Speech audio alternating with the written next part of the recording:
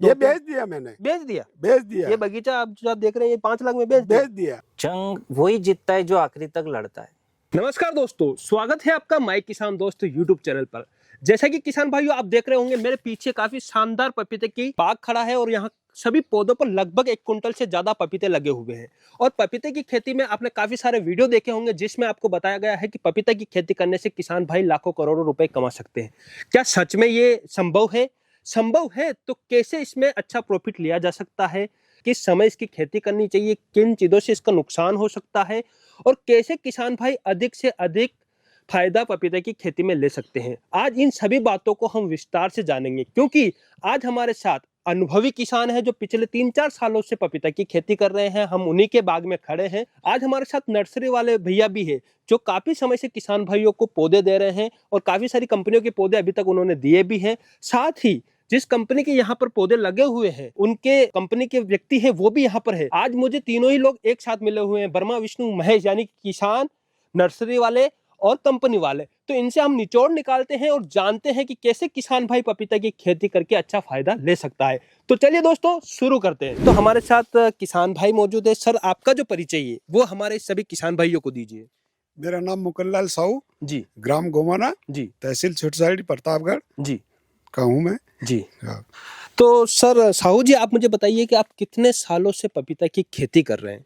मैं 4 साल हो गए। 4 सालों। हाँ। तो 4 सालों में आपको कितना नुकसान पपीते की खेती के अंदर हुआ वो भी हमारे किसान भाइयों को बताइए। नुकसान तो प्रश्न नहीं उठता है, वो नुकसान का एक भी बार नुकसान नहीं हुआ। तो सर ऐसा क्या रहा जो इसमें आपको नुकसान नहीं हुआ?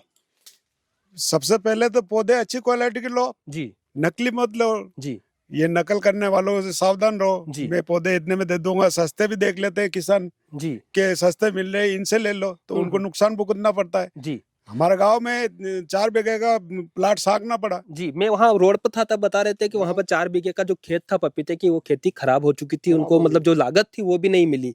यानी कि भैया ने बहुत अच्छी बात बोली है कि सस्ता रोए बार बार, महंगा रोए एक बार, है ना। यानी कि आप सही सारी चीजों को अच्छे से करते हैं। तो सर आपने काफी सारी फसलें यहाँ लगा रखी है, अमरूद लगा रखे हैं काफी सारे, लेकिन पपीते की खेती में आपने ऐसा क्या लगा कि मुझे पपीते की खेती ही करना है? बहुत सारे पौधे हैं वो लगा सकते हैं लेकिन पपीते पर क्यों आए आप?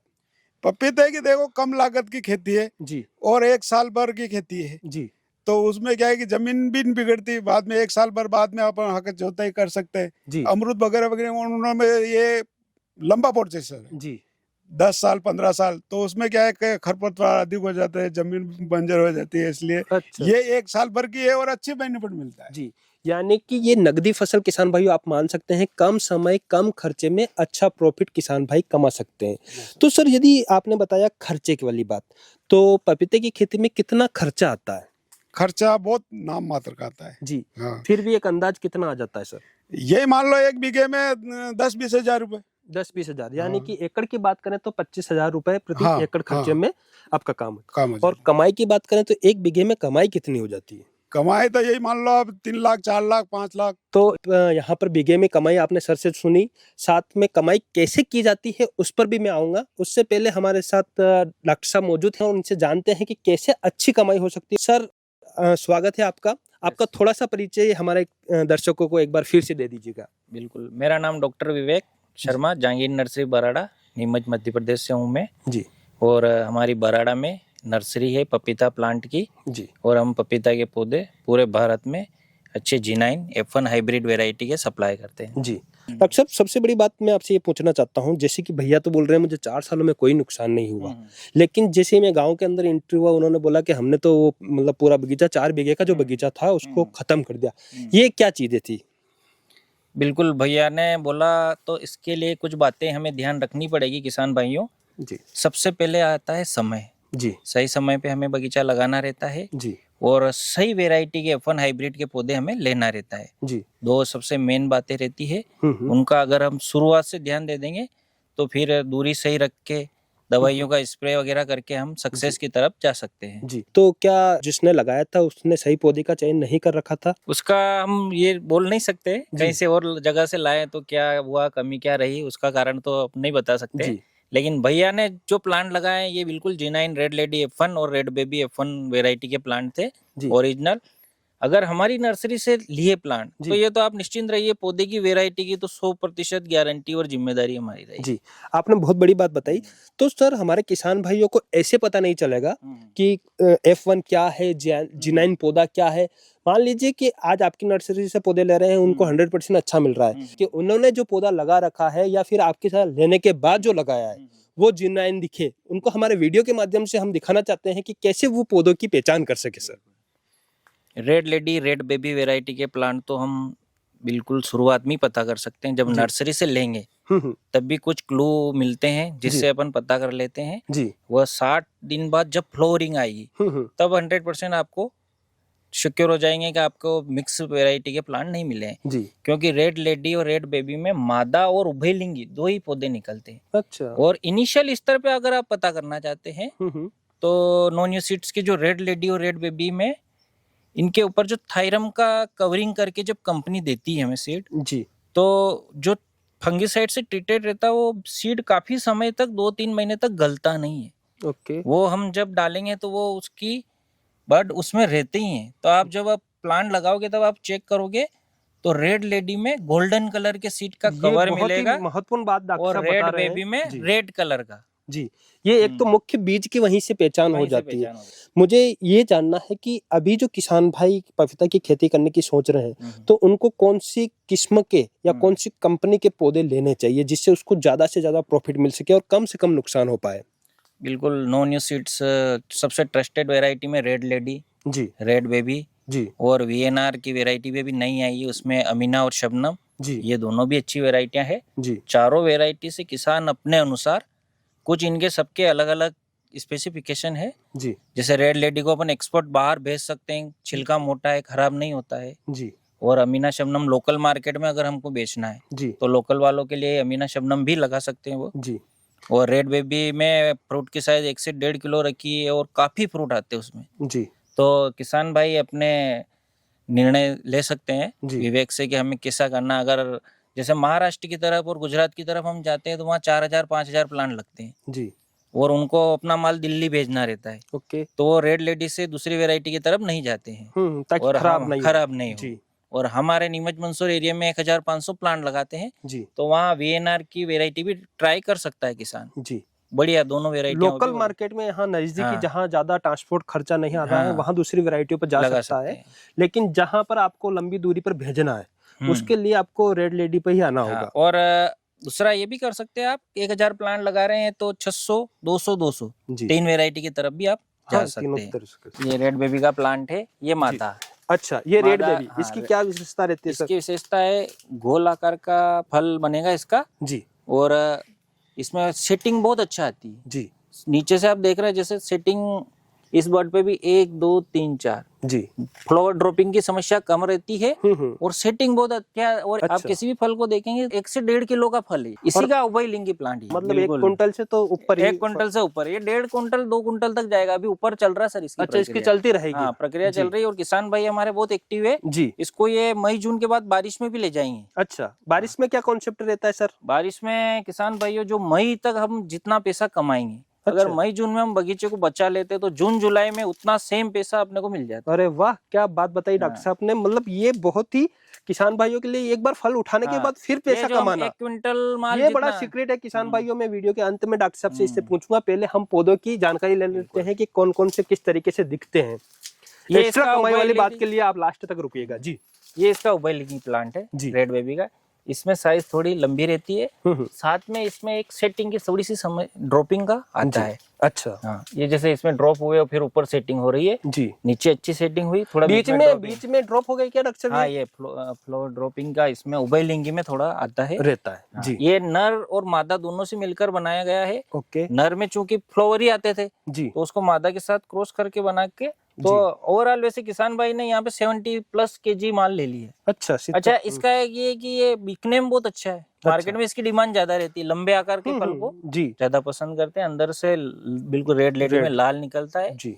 और टेस्ट मादा की अपेक्षा इसमें ज्यादा निकलता है, क्योंकि फ्रूट की संख्या कम है तो न्यूट्रिशन वैल्यू और ज्यादा मिल रही है, तो मिठास थोड़ा ज्यादा रहता है। अच्छा, इसके ये यहाँ पर ये दोनों ही तरीके की लगे हुए हैं। तो डॉक्टर साहब आपने बताया कि ये बेबी प्लांट है, ये उसका रेड लेडी का है। आप मुझे ये बताइए कि हमारे किसान भाई एकदम से इतनी सारी जानकारी तो उसको पता रहती नहीं है, लेकिन जब शुरुआती स्तर पर रहता है, जैसे वीएनआर, यहाँ मैं नर्सरी में गया, यहाँ वीएनआर है, रेड लेडी है, अमीना है, शबनम है, जो भी वैरायटी आपने बता रखी है वो वहां पर है। तो वहां हमारा किसान भाई किस तरीके से पता करे कि ये वाले पौधे जो है मुझे ये वाले मिल रहे हैं? बिल्कुल किसान भाइयों, जब आप नर्सरी विजिट करेंगे तो आपको वीएनआर की वेराइटियों के प्लांट अलग ही दिखेंगे, उनके पत्ते लीफ भी अलग आकार के रहेंगे और रेड लेडी रेड बेबी के अलग आकार के रहेंगे। तो जब आप प्रत्यक्ष चारों एक साथ देखेंगे तो आप डिफरेंशिएट आराम से कर पाएंगे जी। अमीना का प्लांट बिल्कुल अलग दिखता है, वीएनआर शबनम का अलग दिखता है। अगर हम रेड लेडी में 2 प्लांट भी अमीना के डालेंगे तो वो बिल्कुल अलग दिखेंगे, क्योंकि इनके पत्तों का आकार थोड़ा थोड़ा सबका डिफरेंट है। पर वो चारों एक साथ देखेंगे तब हम समझ पे आएंगे। अच्छा, चारों एक साथ खड़े हो गए तो आसानी से दिखेंगे। और फल लगने के बाद तो बिल्कुल नेचुरल है। Amina Shabnam red lady red baby चारों बिल्कुल डिफरेंट पूरे अलग दिख जाएंगे। अमीना लंबे आकार का रहेगा, शबनम गोर और लंबे दोनों रहते हैं जी। रेड बेबी में जैसे ये आप देख पा रहे हो जी, ओवल आकार का है। और एक उभयलिंगी जो कम प्लांट निकलते हैं, मेनली रेड बेबी में मादा ही ज्यादा रहता है जी। रेड लेडी में मादा और उभयलिंगी 50-50 रेशियो में रहते हैं। तो सर मुझे यहाँ ये भी जानना है कि किसी किसान भाई ने लगाया तो एक बगीचे के अंदर मान लीजिए 100 पौधे लगे हैं, तो उसके अंदर नर कितने निकलेंगे? मैंने काफी सारे प्लांट में देखे 8-10 नर भी मुझे देखने को मिलते हैं, तो वो क्या रहता है? बिल्कुल बिल्कुल, बहुत अच्छा क्वेश्चन है आपका। किसान भाइयों, जो F1 हाइब्रिड वेराइटियां है, वीएनआर कंपनी हो चाहे अपनी नो न्यू सीड्स, इनमें नर एक भी नहीं है। ओके, नर एक भी नहीं, एक भी नहीं निकलेगा। नर क्यों नहीं निकलेगा? क्योंकि जो उभयलिंगी प्लांट है वो नर मादा मिक्स करके बनाया गया है, तो नर की रिक्वायरमेंट नहीं है जी। नर अगर आपके निकल रहे हैं तो आप मान सकते हैं कि आपको गलत पौधे मिले, गलत प्लांट जी। बहुत बहुत धन्यवाद डॉक्टर साहब। अब हम सर से जानते हैं। सर, अपना जो परिचय है वो हमारे किसान भाइयों को दीजिएगा। सभी किसान साथियों को नमस्कार। नाम लोकेश, नो न्यू सीड से हूँ मैं जी जी। तो सर आप मुझे दिखाना चाहेंगे, हमारे किसान भाइयों को दिखाना चाहेंगे कि किस तरीके से रेड लेडी ताइवान जो होती है वो होती है। आपने जैसे कि सर ने बताया ये बेबी वाला प्लांट, ये रेड बेबी है जी जी। तो रेड लेडी ताइवान ये बहुत ज्यादा प्रचलित नाम है, काफी सारे किसान भाई इसको जानते भी है, सुनते भी है। तो वो किस तरीके से दिखता है? रेड लेडी जो है, रेड लेडी वेराइटी बहुत पॉपुलर वेराइटी है और उसमें 2 प्रकार के फ्रूट आते हैं। जो रेड लेडी में जो मादा फल रहता है उसका आकार गोल रहता है और जो उभयलिंगी फल रहता है उसका आकार लंबा रहता है। अच्छा, वो लंबे पपीता और गोल पपीता जी, दोनों ही रेड लेडी रहती है कि सर अलग अलग? दोनों रेड लेडी रहती है जी। वो मादा गोल आता है और उभयलिंगी लंबा आता है। और ये अंदर से जब कट करेंगे तो दोनों पपीता अंदर से लाल निकलेगी, इसीलिए उसका नाम रेड लेडी है जी। आप मुझे यहाँ बगीचे में प्लांट दिखा के बता पाएंगे थोड़ा सा हमारे दर्शकों को? जी बिल्कुल, आपको बताते हैं। यहाँ पे हम आपको दिखा सकते हैं कि जैसे ये रेड लेडी के पपीता जो है जी, ये गोल आकार के हैं, ये मादा है। और इसी के साथ जो हम उभयलिंगी की बात कर रहे थे, ये उभयलिंगी पौधा है और इसमें फल का आकार जो रहेगा वो लंबा रहेगा, जो कि आप यहाँ पे देख सकते हैं। तो मार्केट में कोई फर्क तो नहीं आता लंबे और गोल पपीते में? ऐसे क्या है, फिर वजन वगैरह में? वजन वगैरह में फर्क रहता है। इसमें चूंकि क्या होता है कि जो फ्लावरिंग है थोड़ा ड्रॉप होता है, उसके कारण फल का साइज बड़ा होता है। और जो रेड लेडी है ये एक्चुअल में यदि न्यूट्रिशन मेंटेन रहता है, प्लांट फुल रहता है जी, तो 1.5 से 2 किलो इसका साइज रहता है जी। सर आप मुझे ये बताइएगा कि जो किसान भाई रेड लेडी ताइवान या रेड लेडी से रिलेटेड जो वेराइटियां लगाते हैं जी, उनको कंपनी क्या सजेशन देती है, क्या सुझाव देती है? साथ में मैं ये भी जानना चाहूंगा कि आप भी काफी सारे बगीचे देखते हैं, किसान भाइयों से मिलते हैं, तो आप हमारे किसान भाइयों को क्या सलाह देंगे? सबसे पहले मेन मुद्दा तो आता है बीज। कंपनी अच्छी होनी चाहिए। कंपनी के साथ साथ जहाँ पे आप नर्सरी करा रहे हैं या जहाँ से नर्सरी ले रहे हैं, जैसे कि हमारे डॉक्टर साहब है जहांगीर नर्सरी बराड़ा जी, वो हमसे कंपनी से सीड लेते हैं, ऑथराइज डीलर से सीड लेते हैं और वो खुद नर्सरी में तैयार करते हैं। वहाँ पे वो F2 का सीड नहीं डालते हैं। तो सेकंड हो गया कि नर्सरी, G9 नर्सरी से आप सीड ले। फिर तीसरा हो गया कि प्लांटेशन जब होता है, प्लांटेशन के टाइम अलग अलग होते हैं। मार्च में भी हम प्लांटेशन करते हैं और उधर मई में भी करते हैं। ओके। तो प्लांटेशन से पहले हमें क्या करना है कि जो हमारा बेड होता है जी, सबसे पहले तो हमें क्या करना है कि बेड का साइज ज्यादा रखना है। ज्यादा रखने से ये होगा कि जो पौधा है वो एकदम व्यवस्थित खड़ा रहेगा, ढलेगा नहीं। और जो चलने की जगह है हमारी वो कम रखनी चाहिए। और जैसे जो बेड है, जैसे सुझाव पूछे तो बेड है, बेड में हमारा क्या होना चाहिए कि गोबर की खाद सड़ी हुई गोबर की खाद या केचुआ खाद जितनी ज्यादा से ज्यादा हम यूज कर सकते हैं वो उतना उसमें भरपूर डालना चाहिए। तो उससे क्या होगा, हमारा जो केमिकल है, केमिकल फर्टिलाइजर है, केमिकल इंसेक्टिसाइड है, फंजीसाइड है, इसकी मात्रा बहुत कम लगेगी यदि हम ग्रीन मैन्यूरिंग या गोबर की खाद उसमें ज्यादा यूज करते हैं। तो वो यूज करने के बाद फिर भी हमें बेसल में जैसे डाई अमोनियम फास्फेट है या 12-32-16 है, माइक्रो न्यूट्रंस है, उसमें पोटास है, जिंक है, बोरान, ये हमको बेसल इकट्ठा करके बेड में हमें ऐड करना रहेगा। ऐड करने के बाद फिर हम उसमें प्लांटेशन करते हैं जी। प्लांटेशन करने के बाद जैसे पौधा छोटा रहता है तो हमें ये भी देखना रहता है कि जैसे जो गर्मी रहती है, मार्च का महीना रहता है तो गर्मी बहुत ज़्यादा रहती है, तो उसके लिए हमें एक क्रॉप कवर आता है, क्रॉप कवर हमें लगाना पड़ता है ताकि गर्मी जो धूप है उसकी जो हवा होती है, गर्म हवा, उससे हमें बचाया जा सकता है। या फिर एक नया तरीका और होता है कि हम सन या ढेंचा जी वहाँ पे पाल में हम बो सकते हैं ताकि क्या रहेगा कि उसकी गर्म हवा उसको टच नहीं करेगी से वो खराब और पौधा खराब नहीं होगा। और उसके बाद फिर जैसे पौधा फ्लावरिंग पे आता है तो यहाँ पे कंपनी और नर्सरी ओनर जैसे डॉक्टर साहब है, ये भी पूरा ग्रुप के माध्यम से पूरा सजेस्ट करते रहते हैं। और सबसे मेन ये रहता है कि इसमें फंजीसाइड आपको अच्छी कंपनी के ही यूज करना है, जैसे BSF है तो वो अच्छी कंपनी के फंजीसाइड यूज होंगे तो इसमें क्या स्कॉर्चिंग वगैरह कुछ आने की समस्या रहती है, वो स्कॉर्चिंग नहीं आएगी। और फंजीसाइड से क्या रहता है कि पौधा एकदम तंदुरुस्त रहता है। और इसमें केमिकल जो इंसेक्टिसाइड वगैरह है वो बहुत कम यूज होता है और बहुत कम यूज करना भी चाहिए। और उसके बाद जैसे फ्लावरिंग से फ्रूटिंग का जो समय रहता है वहाँ पे जैसे डॉक्टर साहब भी पूरा गाइडेंस करते हैं, लेकिन उसके बीच में हमें बेसल बेसल देने के बाद पानी का फ्लो है, क्योंकि पपीता है, पपीता को जितना ज्यादा ठंडक होगी उतना ज्यादा प्रॉफिटेबल रहेगा, उतना ज्यादा फल सेट होगा, फ्रूट लेगा वो जी। नमी इसके लिए बहुत महत्वपूर्ण है, नमी इसके लिए महत्वपूर्ण है जी। और जैसे मार्च में प्लांटिंग करते हैं तो इसका एक मेन खास बात ये भी होती है कि मार्च से लेके अप्रैल मई जून जुलाई में जैसे बारिश स्टार्ट होती है तो जब फ्लावरिंग स्टार्ट होता है तो फ्लावरिंग ऊपर का जो बारिश का पानी रहता है वो भी उसके लिए अमृत रहता है। ओके, तो उससे क्या रहता है कि वो फ्रूटिंग अच्छी सेटिंग होती है उसकी जी। लोकेश जी आपसे एक और जानकारी लेना चाहूंगा, पौधे से पौधे की दूरी क्या रहती है? पौधे की दूरी और बेड से बेड की दूरी हमें जमीन के आधार पे करनी चाहिए जी। जैसे हमारी जमीन हल्की है जी, हल्की जमीन है तो हमें लाइन से लाइन की दूरी 6 फीट रखनी है। पौधे से पौधे की दूरी हम 6 फीट रख सकते हैं, 7 फीट रख सकते हैं, 8 फीट रख सकते हैं। और जहाँ पे काली मिट्टी है तो हम वहाँ पे 6x10 भी कर सकते हैं। और जो ये कैनोपी है जैसे हम ऊपर देख सकते हैं, कैनोपी एक के ऊपर एक नहीं आनी चाहिए। यहाँ का बगीचा बहुत अच्छा है जो रेड लेडी रेड बेबी का है, यहाँ पे कैनोपी एकदम ज्यादा टच नहीं है, उससे दूर है। तो इससे क्या है कि हवा का जो फ्लो है वो बरकरार रहता है और इससे भी वायरस वगैरह का प्रकोप नहीं होता है और फ्रूटिंग वगैरह बहुत अच्छी होती है, ड्रॉपिंग होने की समस्या कम हो जाती है। लोकेश जी, हमारे किसान भाई और मैंने भी काफी सारे वीडियो के कमेंट्स पढ़े हैं, वहां मैंने देखा है कि भाई आप तो बता देते हैं कि इतने फल आ जाएंगे, इतना उत्पादन आ जाएगा। दूसरा एक वायरस से भी काफी ज्यादा हमारे किसान भाई परेशान रहते हैं। काफी सारे मैंने कमेंट भी पढ़े हैं कि हमने लगाया, वायरस आ गया, पूरा खेत हमारा खराब हो गया। तो वो चीजें भी हमारे किसान भाइयों के सामने थोड़ी सी जानकारी दीजिए। जैसे कि सर ने पूछा, वायरस की समस्या बहुत बढ़ गई है, लेकिन उसके लिए हमें गोबर की खाद, केचुआ खाद बहुत ज्यादा से ज्यादा हमें यूज करने की जरूरत है। वायरस का प्रेशर उससे कम हो जाता है। और हमें क्या करना है, ग्रीन मैन्यूरिंग वगैरह बहुत अच्छे से यूज करनी है। जैसे सन है, ढेंचा है, हमारी जो जमीन 2 महीने खाली रहती है उसमें हमें सन ढेंचा बोना है और उसके बाद हम उसे प्लाऊ करके अंदर ही दबा देंगे। सबसे मेन बात यह है कि कार्बन की मात्रा जमीन में जितनी ज्यादा से ज्यादा रहेगी उतना वायरस का प्रेशर कम रहेगा। तो किसान भाइयों, आपने सर से जाना कि किस तरीके से आपको जो है पपीते की खेती में विशेष बातें जो सर ने बताई, काफी महत्वपूर्ण बातें बताई।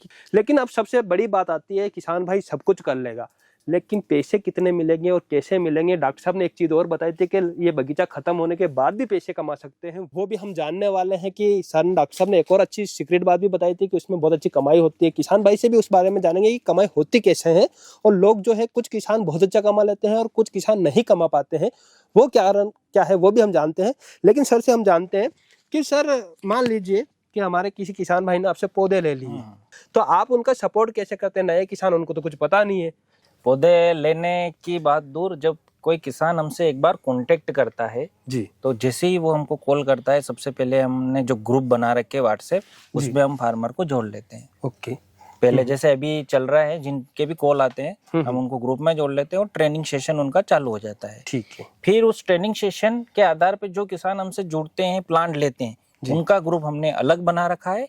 उसमें हम शेड्यूल चालू करते हैं, दवाइयों का स्प्रे शेड्यूल, फर्टिलाइजर शेड्यूल, क्या सावधानियां रखना है। हमें पता है कि स्पेसिफिक टाइम पे कुछ बीमारियां आती है, जैसे बारिश के समय जड़ गलन की समस्या आएगी, तने पे रोग लगेगा और पौधे गिरेंगे, तो उससे पहले हम ड्रेंचिंग करवाएंगे सीओसी की। जी, सीओसी का अंदर ड्रिप के द्वारा फंगिसाइड दिलवाएंगे। तो इस प्रकार से हम पूरा शेड्यूल से, और एरिया वाइज भी अलग अलग एरिया में कुछ बीमारियां रहती है, तो उसका पूरा हम शुरू से आखिरी तक ध्यान देते हैं। जी, ये जो आप फ्रूट देख रहे हैं किसान भाइयों, इसमें आपकी मेहनत का रोल भी है। कई सालों से, लगातार 4 से 5 साल से हमसे जुड़े हुए हैं, तब जाके ये फ्रूटिंग आई है। जी, अगर आप कहीं से प्लांट ले रहे हैं और आपको उसके बाद की पोस्ट केयर नहीं मिल रही, तो भी बगीचा सक्सेस नहीं हो सकता। तो हमारे चैनल के माध्यम से काफी सारे किसान दूर से भी देख रहे होंगे, यदि उनको पौधे की जरूरत है तो आप कैसे उनको प्रोवाइड करवाते हैं? क्या आपका प्रोसीजर रहता है? क्या किस नाम से आपकी नर्सरी है? क्या नंबर है? वो भी हमारे किसान भाइयों को बताइए। किसान भाइयों, हमारा नंबर 9691658063। जी, मैं डॉक्टर विवेक शर्मा, जहांगीर नर्सरी बराड़ा, नीमच, मध्य प्रदेश। हमारा यूट्यूब चैनल भी है जहांगीर नर्सरी बराड़ा नाम से, जी, जिसमें 100 से ज्यादा वीडियो हमने सिर्फ पपीता के ऊपर डाले ये हुए। भी बहुत अच्छी बात है। हर छोटी बड़ी बात हमने समझा रखी है, और जो किसान जुड़ेंगे उनको भी समझाते हैं, ताकि नुकसान होने से पहले हम उनको जानकारी दे दें। ओके, मतलब सपोर्ट आपका बहुत अच्छा रहता है। तो सर पौधे कैसे खरीदना? ऑनलाइन आप भेजवा देते हैं? क्या बिल्कुल, रहता है वो भी आपको बताइए। 30% राशि देके प्लांट बुक करना रहता है। एक रेट जो हम बताते हैं, अलग अलग प्लांट की अलग अलग रेट रहती है जी, जुड़ने के बाद, और ट्रांसपोर्टेशन चार्ज लेके हम आपके वहाँ पे, जहाँ भी आपका फील्ड है वहाँ पे आप ट्रांसपोर्टेशन कितना क्या लग रहा है उस आधार पे हम प्लांट भेजते भी हैं। यानी कि ऑल इंडिया में आप डिलीवरी दे सकते हैं। बिल्कुल, हमारी वेबसाइट है जो www.jahangirplantnursery.com, उस पे भी आप जा सकते हैं। सारी चीजें हमने वहाँ से ऑनलाइन ऑर्डर भी कर सकते हैं, आपसे सीधा संपर्क भी कर सकते हैं। बहुत अच्छी बात बताई सर। अब मैं जो स्पेशल बात है वो जानना चाहूंगा। आपने जैसे कि बताया कि अभी तो इन्होंने कमाया, इसके बाद भी कमाने वाले हैं, कैसे? बिल्कुल किसान भाइयों, पपीता का फील्ड हो या किसी भी फील्ड का, जंग वही जीतता है जो आखिरी तक लड़ता है। अगर हम आखिरी तक मेहनत करेंगे तो हमें सफलता मिलेगी। बीच में हार नहीं मानना है। कभी भाव डाउन भी होगा, कभी अप भी होगा, सभी परिस्थितियां, क्योंकि ये 1.5 से 2 साल की फसल है, आपको सभी चीजें देखने को मिलेगी। लेकिन जो किसान भाई मई जून तक बगीचा ले जा रहे हैं जी, अगर वो फ्लड इरिगेशन करके अगर जुलाई अगस्त तक ले जाते हैं, तो जुलाई अगस्त में फ्रूट में कंपटीशन पपीता में नहीं रहता है, यानी कि मार्केट में उस समय पपीता नहीं रहता है, तो रेट आपको 40+ 50+ भी मिलता है। अच्छा। और जो ऊपर पपीता लगती है 20-30 किलो 40 किलो, जो हमारी बिना मेहनत नीचे वाली टूट जाती है, उसके बाद छोटे छोटे फल आते रहते हैं। हाँ। जी, वो मार्केट में आपको जो आपने नीचे का जितना माल बेचा है जी, उतना पैसा वो ऊपर का भी दे जाता है। अच्छा, क्योंकि उसमें रेट आपको 4 गुना मिल रहा है। ओके, वो 20% जो फल लगे हुए हैं बाद में किसान भाई उसको हटा देते हैं बगीचे को, लेकिन वो भी कमाई दे जाते हैं। वो 80% के बराबर है। अरे वाह, ये बहुत उसके लिए आपको सिर्फ मई जून में फ्लड इरिगेशन करना है जी, बगीचे में बीमारियों को नहीं आना देना है जी। अच्छा ओरिजिनल प्लांट होगा तो आपको वो जून जुलाई में भी दे जाएगा। कोई घबराए नहीं, चिंता ना करे, ये फ्लड इरिगेशन करे और हमसे कांटेक्ट में रहे जी। जो भी हम आपको और चीजें होगी फर्टिलाइजर उस स्टेज पे पहुंचाने के लिए आपको बताएंगे जी। तो सर ने जैसा कि बताया, हम अब किसान भाई जो हमारे साथ साहू जी है, उन ये 4 सालों से लगा रहे थे, उनसे भी जानते हैं कि उन्होंने कितना कितना पैसा कब कब कमाया है। अब बात आती है कमाई की, है ना, और आपको देखकर बहुत सारे लोग लगाने वाले, तो आप अपने 4 सालों में कैसे कैसे कमाई हुई, कितनी कितनी कमाई हुई है, वो हमारे किसान भाइयों को बताइए। कमाई तो अच्छी हुई है जी। एक किसान भाइयों, मैं महत्वपूर्ण बात एक और बता दूं आपको जी। कि जैसे डॉक्टर साहब ने बताए, जो बीज बेचते भाई साहब ने उन्होंने बताया जी, ये वायरस के बारे में भी बताया जी।